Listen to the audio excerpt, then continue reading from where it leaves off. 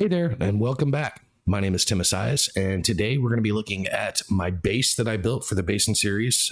So, kind of a mega base. I know if you watch Hermitcraft or some of those channels, they make some really, really epic, giant mega bases, but this one's pretty large for me. And it has been a lot of fun making it, so I hope you enjoy. We will get to it here in just a second.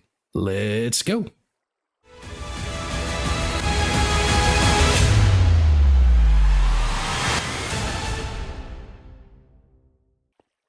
All right, so we're going to start here on the bridge so you can kind of see it from a distance, and I'm going to walk it as we go through from first floor all the way to top floor, but here it is. Not really the greatest view from down here, but as we get closer, you'll start to be able to see more of it. Interesting part about this is all freestyled. This server, I really tried to do a lot of stuff that was just completely freestyle builds. Just went with what was there, and interestingly enough, this little infinity pool, this was kind of when I started. I said I wanted something built into a cliff, and I wanted there to be an infinity pool that hangs off the edge of it. And that was kind of the main basics for where the design came from. So that was the first thing that got built, and everything else came off from there. So it is connected into that building right there, but let's go ahead and head up. Little stairway to get us up. And we are currently on the first floor. So I'll walk you around on some of this to see the details. And we got to especially check out the little water feature. There are some oxalotls inside and little tropical fish and some plants. Keep it lit up and make it a little bit more fun looking from the outside. And I've also got my hippocampus right here. Kind of looks like a float toy, but I had to have one of those in there as well. So all right, so at the very front, lots of our statues that I went over in some of the past episodes. I could have swore I had some statues there. Maybe I didn't. But yeah, just some pillagers and some skellies right there. And then big windows to look into the first floor. The first floor is really kind of there we go.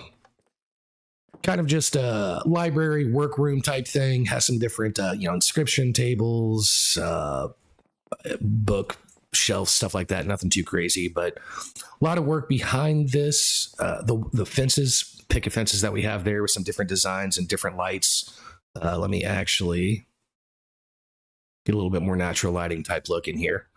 But more trophies, some of these really large ones, the sea serpents. Stuff to just kind of make it a little more fun. And, I know I had some up here. I just don't know what happened to them. So, oh, well, it's all right. But some wood textures, some flooring textures in here using some of the terracotta, some more trophies in here just to kind of fill up the space some. More of the trophies here. And this is just kind of the same window. So everything on this first floor repeats itself into this cliff face that's here. So like I said, I kind of freestyle. Well, not kind of. I did freestyle everything as I was going through, built from first floor to the top, and just kind of kept adding and seeing what I thought felt right and keeping what I think did, deleting what I think didn't. One thing I did on this world a lot more of, because I feel like the ceilings in a lot of my old worlds were pretty basic and bland. If you ever have issues where you just think they're pretty boring, there's not a lot of texture. It feels like it's, you put a lot of work into the flooring level, the walls, but nothing there. Putting in these archways, or putting in something structurally looking like it helps to hold it structurally, I think fills it in really well.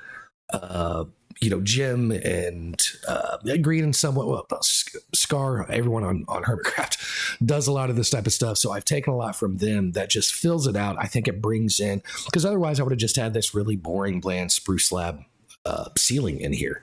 And this just breaks up the spruce slabs, makes it look a little bit more structurally, like it's structurally built well. This, I didn't really have much I could do other than just feeding these out. So that's a little bit kind of wonky looking to me, but I think it looks good. Gives me an area to hang some different banners and things like that, and just make it feel like a full room. So anyways, that is the first floor. And then I've got a spiral staircase back here, putting some little hidden books and random stuff just to kind of fill up the spaces. I think it looks nice. Record player here as well. And as we go up, I've got this nice and lit up as well into the second floor. And the second floor is it's three floors total. So the second floor this is kind of my living space, my workspace, place I use for everything. Let me get this out of here real quick. I sometimes put stuff here, blocks that I'm wanting to work with that I haven't worked with yet. So that's all that was. But anyways, the main living area. So spiral staircase that leads you in, lots of artwork on the walls, lots of additional just treasures and stuff I found, armor. Not sure where that sounds come from. Maybe this. Oh, you know what? I know what it is. I was trying to get my sound working earlier, and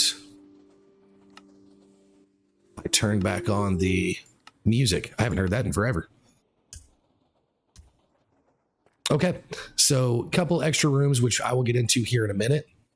More just little, this is fun, a bee jar. So random stuff that I found that I think looks pretty cool I've put in here. Useful items, mason table, stone cutter, an architect's cutter, another mason table over here, a scribe's table. These are all stuff that I use pretty consistently to make the block choices that I do. Nice map here that shows the entire area into Zach's or Vikings area up here as well. Then I have to keep updating. It doesn't auto update. So I think this is fairly, I've got a lot of trees that I've added in it in the past few days that would fill this area in as well. Kind of a to-do list of stuff that I need to do, stuff that I want to add to into nice little seating area, couch, some trees, just more decorations, iron chandeliers. Those are really nice. And again, these just something to break it up. So little pillars that make it seem like it adds to the structural integrity. And then these little extra side rooms. So it's not just one open room. And then this, I don't remember who I saw this. I'm pretty sure this was one of the Hermitcraft people, but putting the paintings back behind like that. So you get this cool little effect when you go back and forth that it shows more of the picture. Nice little seating area here. A ring, prismatine, stuff like that. So into the loom, cartographer table, loot fabricator, some stuff to just pedestals to hold some really cool looking weapons that I found. This, I forgot about that. I don't even remember. Oh, I know where I got that. Yeah, extended AE, but cool little statue right there. And then this statue, which looks a little bit familiar. Hey, that's me. This was one of the additional realms that I'll get into here in a minute that I went to. And you're kind of fighting a giant version of yourself. And then you end up getting this, which is actually pretty weird because this trophy, the John's trophy, doesn't say, but whatever character you are, this will look like your character. So when Iron Stand Fu or when Viking come up here, it looks like I have a statue that is them that's in here. So it's pretty cool, but kind of weird at first as well. Makes it look like I'm got an idol of them up here. But my security camera, some of the additional Timasius for Prez signs. This is where I fly in and out of mostly, so I don't have to climb the stairs and all that. So it's accessible by stairs, but this is an easy endpoint. I will show a couple statues that I found that I thought looked really cool that I added on here as well. And, you know, again, it may not, some of you might not think it looks the cleanest. And I will say I do realize that this doesn't line up with the center right here. It's because I dug this part back into the cliffside more and I was building on the fly. So this was not anything that was created in a different world and put in here. This was completely on the fly, just going with what I felt looked right. I won't go into the third floor yet, but I still think it turned out great. I like the differences in the block patterns and all that, putting in bordered stone, but then the deep slate portions as well to give it this unique lighter and darker patterns and whatnot. Let's go over and check out the library. Again, lots of windows and things in here to lights. I have lights up there as well to keep it lit up at night. So into the library. And this is the small building that you could see that was on the side popping out of the cliff. Really filled up. Got my enchanting table that's here. Just lots of different items. I wanted to keep this thing pretty full. Some flowers, which I'll get a close-up of these here in a minute, but to keep this lit up on the outside. And some little windows that you can see outside of here with. And lots of books and things and backpacks and windows and stuff up here. Let's go get a view from this from the outside. As I'm going to, anyone that's watching, I know most of this, well, pretty much every episode has been me going and just reviewing builds that I've already made. And that's because I decided to make this channel after I had spent nearly a year, over a year, something like that, on this specific server. And I wanted a way to just save the builds, make sure that they're documented just in case the world's lost, and give maybe some inspiration to other people that like Minecraft and want to build. And what I've realized is it's getting a little bit monotonous for me because I'm just going through the same ones and I'm ready to start a new build. But I've got good news for you that I will be starting a hardcore. I've never played hardcore on Minecraft server with two of my buddies, Viking and Iron Fu. And we also will be starting a new server fairly soon as well, as soon as he works out, Viking that is, works out some of the kinks and stuff like that on there to make sure it runs smooth and doesn't crash on us. So I'm looking forward to that. Those will be starting very soon. Hopefully this weekend we can start the hardcore. Don't know how long it's going to go. Have a feeling it may be, I don't know, a couple hours or so. Hopefully we're so scared that we at least can turn it into a few episodes and make it fun. But anyways, here is, I've cut in the hallways behind that wall right there, but this is the little library area, how it pokes out from here. Little bit of structure. I know it looks a little bit weird. There's a lot of weight hanging onto the outside, but I liked it. It is what it is. Once it was built, I wasn't going to tear it down. So lots of different plants on there as well and lights to keep it lit up. And you probably noticed this. I don't know why I haven't pointed this out yet, but a big fan. So this is a windmill, but I wanted to turn it into like a fan, something that added some motion to the area in here. And it has a usable portion for the third floor, which I'll show here in a minute.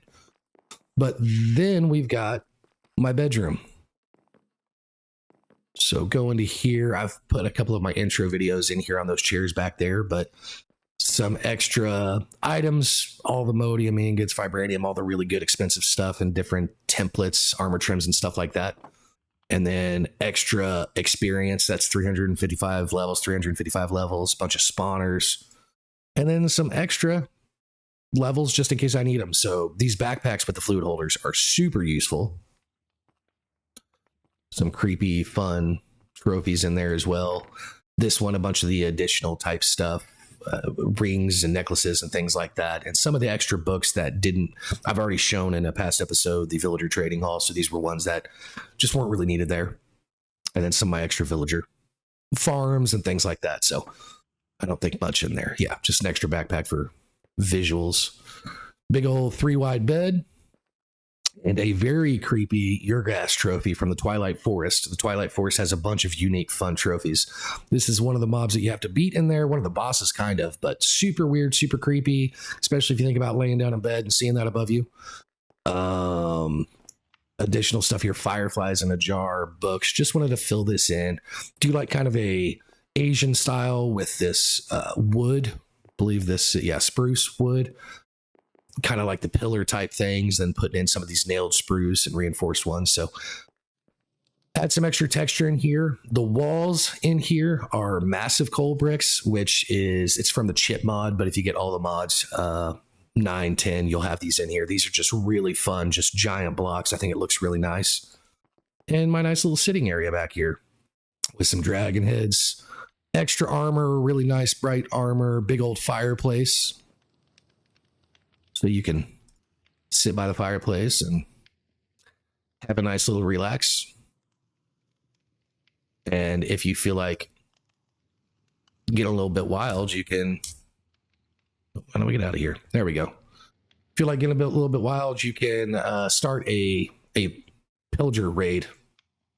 So I've got bunches of those, but lots of fun to start. So anyways, the waystone. So this has the coordinates for all the different areas that we have. So this is my main spawn one to get me back to my base. Oh yeah, these can't remember what these are. These are, yeah, display cases. So having some of these totems in here, I think it looks really good. I wanted to get some kind of moving, spinning type stuff. So not everything's completely standstill all the time. These lights that change. And then this portion here that I haven't gone over yet, but this is the meat and gravy of what I think makes all the mods so useful. And it's even just using refined storage, but I don't know how this works necessarily. I get a lot of help from Viking and our other buddy on here. The controller for refined storage, the crafting grid for refined storage, and then network receiver. So basically I can put a chest here. It pulls everything in. It throws it into, I don't know, the cloud, which saves it into chests that are up on the third floor, which we'll get into. But basically it gives me access to everything. As long as I have enough storage chests and locations in there, this stores every single one of my items. It has 122,000 cobblestone, 75,000 cobbled deep slate. So I can search and gives me everything that has deep slate in it. I can actually, if I go over here and type in like the sea lanterns, sea lanterns, I have to use a individual table for that, but for making like these firefly particle spawners, it will actually, as long as I have the items, and I do because nothing turns up red over here, it will automatically make that from my storage system. So this makes things so useful. I know there are people out there that are vanilla all the way that hate it and think it's cheating. You know, I can maybe understand with this. I think backpacks are necessary. Backpacks are something that Minecraft just needs to add in. If you hear that going by, that's the train. We'll get into that in the next 1 or 2 episodes. But backpacks are so useful. And this helps a ton, especially when you're not a full-time Minecrafter or a full-time YouTuber. You don't have time to sit there and spend 3 or 4 hours sorting everything out and bringing everything out to a build. This allows me to build quicker, which the building side is what I love the most about this. So it is very useful. Now, for this weird room right here, I've got, this is cloud glass, so it gives a nice smoky effect. So you know, you can see the aura and the effect going into this. I'll stay quiet as we go into it. You are hearing the cicadas. Lots of fireflies or, yeah, lightning bugs. They have those fireflies in here. When I grew up, we called them lightning bugs. But cicadas, it gives it this really nice effect. So completely different here. You go through this weird little tunnel, and this is all built underneath the world up above. I even have the stained, not stained glass effect, it's the cloud glass, but you can do this with stained glass to make it look like there's some kind of rupture into the ceiling through here. And lots of cicadas to change the areas. Moved a lot of stuff to moss. Little pond down here. Should probably add some fish, but, and then a little walkway that takes us over. Some really unique, weird trees, bioshroom trees. Some of the trophies that you will get from the deep dark and stuff, or not the deep dark, but these other portals over here. Same with this 3-headed monster here that you have to fight to be able to get that trophy. Tried to fill this in with a lot of vegetation, lots of different items, vines, not emeralds, but clusters of gems and things like that, and fungi and mushrooms. Another little pond area here. And some of the trophies that you will actually get from this portal right here, the Undergarden portal. You get to defeat all these bosses, which is a lot of fun. Continuing back to our other portal. It's kind of the portal room is what this is. But this is the Twilight Forest portal, which is really fun and really unique. So lots of particles from the spore blossoms and just want, music blocks coming from the cicadas. Just wanted this to feel like a really unique, kind of creepy, kind of majestical cave. So this is where I go to go into the Twilight Forest. And then also up here for the large portal for the Undergarden portal. I won't jump into those right now. That might be something I go into here a little bit later in a different episode. But if you want to check those out, there's lots of videos about it. They're super unique. They have their own gameplay. This one especially, there's a lot of different bosses that you beat. And it took several hours to make my way through it and figure out how it all worked. So anyways, go back out of the portal cave. I guess I should just call it the portal cave. Nice and quiet again. We will use the stairs again to go up to the third floor. And on the third floor, it's quite a bit farther. You'll see why here in a minute. But third floor, I went pretty heavy on this. This was the first place that I was using the stained glass or the cloud glass effect in here. I loved it. I got this random idea of it seeming like, you know, all my storage is just sitting on this radioactive type area. You will also see something swimming down there. And then a really giant one swimming over there. Cool thing about the cloud glass is you can actually walk through it, but I've got a layer of the black cloud glass, 2 layers of the green cloud glass to give it that really full effect. These you can't interact with. These are actually attached to the fan below. So that fan that I have spinning, I have a couple of the trophies that I've attached to the top and then stuck on them with super glue, and it makes them spin around and look like there's some just active sea monsters swimming around in the radioactive mess down here. So I think it turned out well. I think it's a really cool little effect on here. Doesn't stand out too crazy. You kind of have to look for it, but once you see it, I don't know, it's a lot of fun. Did have some issues on doing it where when other people are on here, sometimes these change size. But for me, it's worked out pretty well. So this is the main hub of storage, and I've got a couple, just a stone cutter and then a mason table here in case I need to change some stuff, but I mostly access the storage from the second floor. Nice little record player as well, in case I want to listen to some tunes.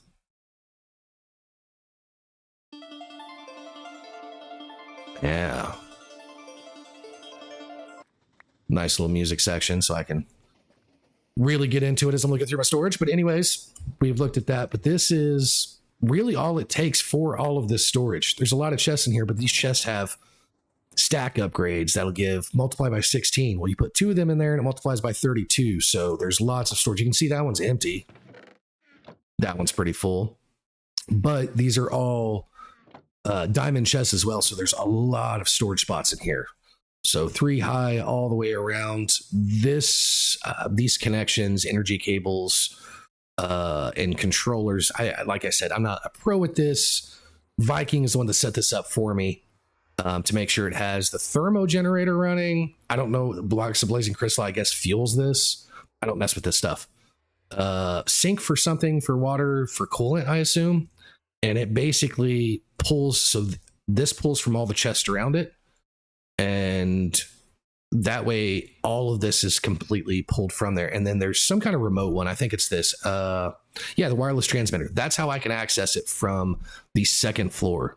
I didn't need to go straight down, but when I put in that fan, it took away my ability to basically, I couldn't just run a pipe down through it. So when that fan was in there, I had to put in the wireless transmitter. That's where Viking came through and fixed that so I could have the moving fan with these moving guys here too. It is raining outside. You can see the nice views from up here as well. The bridge, Viking's Tower, the bank, and the different facilities that I've already went through.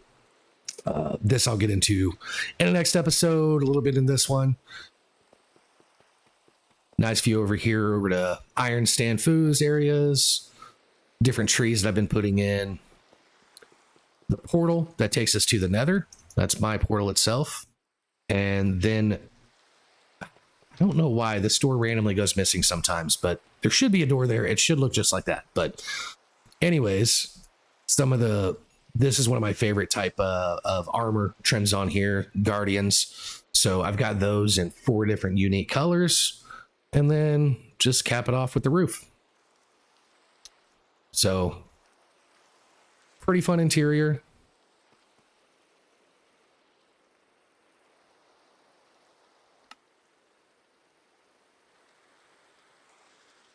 I've also got over here, fuel fire that which you desire. If, well, you're older, you're going to know what that's from. It's an old Metallica song, but he who smelt it, dealt it. I don't care how young you are, you know what that means. But anyways, this is where I put in coal or whatever you want for the smelting farm that I have. So I load this up, and then anything you want smelted, you send in here and it'll go over to the smelting farm, which is right there. You can see these tunnels going through, which I'll go to now. But I have tunnels, or hoppers really, that feed over. I covered these with spruce trapdoors. I think it makes it look like a nice little tunnel, covers up the hoppers, but it feeds in. So everything that gets loaded in there loads all the way over to the smelting farm and gets smelted up. So as for the entrance over here, I've got a nice walkway with a path that leads up to the front doors. Still lots of grass around it. You can actually still hear the cicadas around here because that portion of the base is directly under here. I had to be real careful because some of this stuff is only like 1 block deep before you get into there. So I barely made it fit, but it did fit. So looking for the top, this is kind of the visual around it. Lots of walls and different things to make it look unique, and overhangs, and you can fly straight into there as well. So this is kind of the full view, top to bottom. And what is this on the top? I don't know. Didn't really come up with the complete lore on it, but it didn't want it to just finish out with this right here. So it's supposed to be some kind of like orb of energy or something like that. It's a lot of different just deep slate blocks with unique green and blue and dark green and light green and lime green and all that type of stuff, blocks to make it look like an orb that's pulling energy, maybe for the storage or something like that. Lots of different copper chains and things like that to light it up. Let's get a view of what this looks like at night. Very lit up. Kind of did the same thing with that over there where that stays lit up, but lots of lights to keep it visible through the nighttime as well. Lots of details and different types of blocks used through the whole entire structure. N2 up here, which is just kind of a unique pattern with the stairs with a lot of glowstone lights in there. So this was a really fun one to make. It took a long time. I pretty much had finished all of these buildings and the villager trading hall before I built this because I didn't really know what I wanted to do. I was scared to just jump into it and start making, you can see the train in the background there, but wasn't sure where to go about it. And I kept like kind of working on it, then working on other stuff, then kind of working on it, then working on other stuff. But I think it turned out nice. So, you know, leave a comment. Tell me what you think. Tell me what you think could be better. Tell me if you hated it. Tell me whatever it is. But I do hope you liked the episode. Get back to my chill pad.